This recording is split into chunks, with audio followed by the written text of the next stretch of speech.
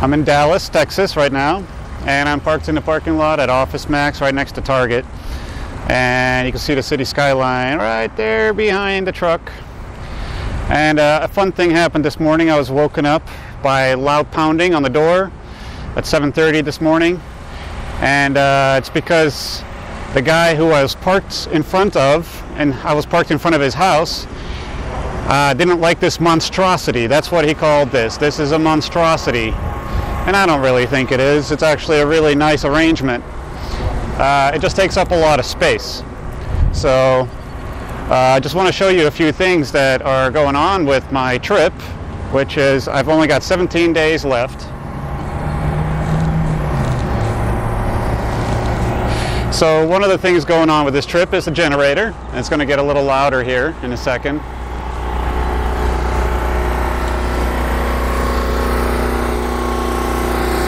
Very important. Now I'm going to show a few things regarding this.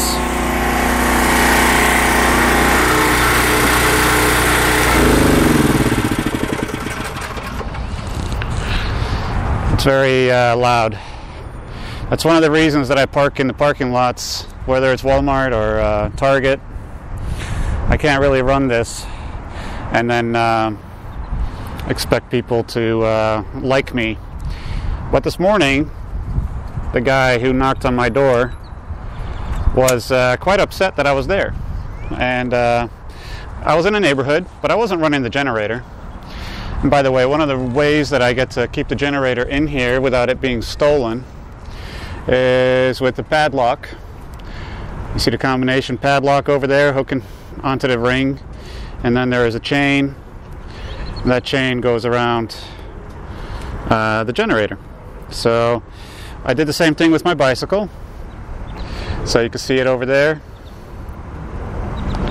Maybe there's some trash in here, but I've got, there you go, you can see the padlock sitting there in the back, and then the chain running through it. And the reason for that is simple, is because I couldn't get the chain combination lock mechanism through the loops in the truck. But I highly recommend locking up your stuff.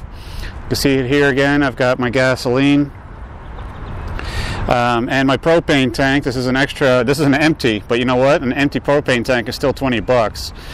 As opposed to $40. So I lock it all up. You know, that's how I keep my stuff. Now if somebody stole my tire, they're desperate. I can get another one. I don't need to lock that up. I also use this tarp as a baffle, basically. The muffler is over there, pointed away from the Line-X, because my friend told me that Line-X melts because of the temperature. It's very hot, exhaust gases. So as you can see, it melted part of the tarp. And personally, I don't really care. So that it, you know, it's not a big deal that it melts it. Here's another lock. So the hitch, the tongue, gets onto the ball hitch, and then there's this guy right here that moves back and forth. Well, I can't move it up right now because of that combination lock. So at night, while I'm sleeping, somebody can't lift me up using this automated jack. They can't lift up the trailer and then, you know, carry it. Like, all you have to do is have a few strong people, and I could be in it, I could be gone, I could be out at a friend's house. They could easily come and steal my trailer, but not with that lock on board. Not unless they have a bolt cutter, and again, then they're coming prepared. And the same thing goes for the receiver. The hitch receiver is also locked in. So you can see here, the hitch pin has a key to it that's on my keychain. So again, they can't just roll the entire assembly backwards off of my truck and steal it with their own truck, and then suddenly I have no trailer. These are all important things. So when I take the trailer off, I have a tongue lock. It's like a mechanism that goes around this and plugs that hole, and also has a lock on it with a key. And this way, if the truck is detached, then people can't come in and take my trailer away from me. So I've got my propane over here. 2 tanks. I use one at a time. This way, when you run out, all you have to do is quickly run outside, turn one off, and turn the other one on and you're done. And then it's a lot more helpful when you have a third tank that you can actually use to go and get a refill without having to screw with this assembly. Here's a battery, so that battery gets charged up by the generator that is my diesel truck. Here's the cable. It's got brake controller signals in it. It controls the lights on the trailer. But when I run the generator, I have to plug it in and plug it into the back with an adapter. So you can see it there. It's a big plug, but the cable is not long enough, so I have to have an extension cable.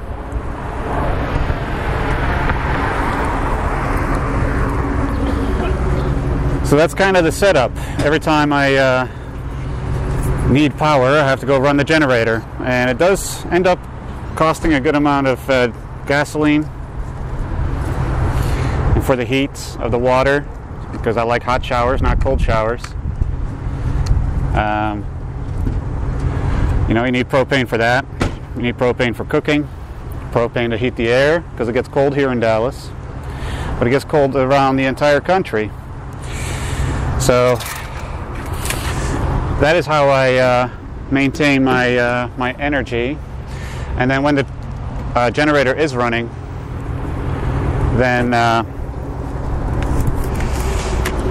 and here's a funny thing. This latch over here is broken, so I can't rely on it. So I have to actually open this. And then I have a bungee cord that's holding a bunch of stuff, but that is also holding the door closed.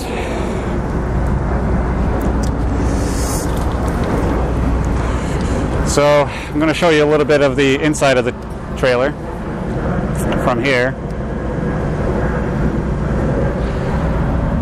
And one of the things I want to show you is that when you run the generator, it actually powers the plugs. When you don't run the generator, you have no power whatsoever. And if you do want to power any kind of device, you need a backup battery. So you can either run an inverter and an extension cable from the truck to the back in here, but then you have to push it through the door. So I rely on this puppy over here. This is a battery charger jump starter. It's got AC power, USB power, battery, indicator, it's got a light. It's also a compressor. It can jump start the car or the truck. So it charges everything. I can actually, you know, you can see it here, it's a 3-prong outlet. So I like having that charged. And in order to recharge it, I have to plug it in somewhere. But it's a nice backup system when I don't want to run the generator. Say that I'm in a neighborhood and I don't want to bother the neighbors and have them come knocking on my door calling this assembly here a monstrosity. It is pretty long. The guy was rude. He just kind of came out attacking and not really, he wasn't nice. I told him so too. It's like, well, you know, you're being kind of rude. He came back later and apologized and said I could stay as long as I wanted. It's a big change of heart. But I don't know. If you're going to confront somebody about their camper or their truck or whatever, probably good not to start out being rude. And so, I'll show you a little bit of the inside here. So I'm actually still working, but I decided to take a break. But it's still the same setup, you know. I've got everything Velcroed down. But it's nicer when the generator is running, because I can run the AC and I can power all the outlets, so I can recharge the laptop, recharge the inverter, recharge these speakers over here. You know, electricity is a big deal. One thing I've learned on this trip, because I'm about a month and a half into it, I've got about 16 days left to go before I'm back home. The thing I learned is that I'm extremely reliant on fossil fuels, propane, diesel, gasoline. The diesel is obviously for transport, but also for regenerating the battery that sits on this trailer. The propane, super helpful to like not freeze to death and actually take showers that are warm and not cold. And of course the gasoline for the generator. And it occurred to me the other day that all the power that I'm using on all my devices, including the camera that is recording this video and the microphone and the audio recorder, all of it is charged by these generators, diesel and gasoline generators. The propane doesn't have anything to do with the electricity. So this is my update. I am pretty content with this experience. It was a little more expensive than I thought it would be, but it was still worth it. It was better than buying the trailer. Now I know what I need to do and how to do it when I go on the road with by myself or with family or girlfriend and kids and friends, whatever the situation may be. I know that I now have a solid understanding of what it takes to be on the road. It's pretty addictive to show up in a different city every so often. So I've been here in Dallas since Monday. And the road trip has been a lot larger. I'm at 7,500 miles now. Got about 3,000 miles to go. My next destination is Tucson. I'm not intimidated by this trip anymore. I was a little bit in the beginning, especially when I left Cincinnati. It was really reaching for the dark a little bit, but it's all just driving. It's just driving, taking care of things, getting into a rhythm, and maintaining a focus on my work.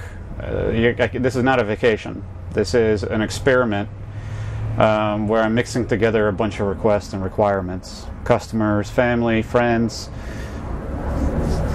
dreams. So I think it's been a lot of fun, and I will do this again one day. And I think owning one of these is probably pretty cool too, but that requires a lot of overhead. You have to buy the thing, so you got a payment on it. You have to insure it, and you have to park it. And all three of those are expensive. Even if this thing is probably $26,000 new, and that's nice and everything.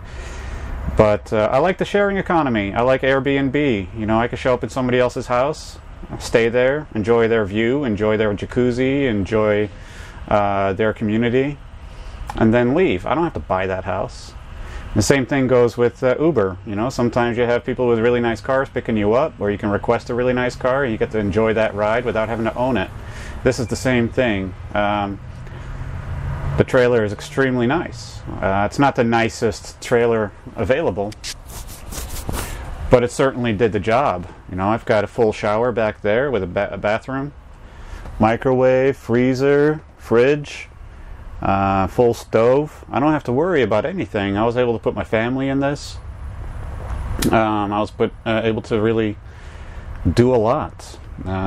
So no matter where I park, no matter where I am, I've got a fierce independence that's happening here that I've been always kind of searching for.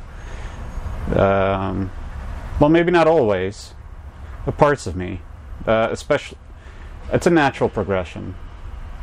So, thanks for listening to me. I'm going to edit this on OpenShot video editor. Put some titles in there, try to put some transitions in there. This should look like a pretty fun video. This weekend is going to be my drive to Tucson, so I'll have a lot more to show you, a lot more to put online. And thanks for traveling with me on this trip, on this experimental trip. Thanks for watching. This is interesting. I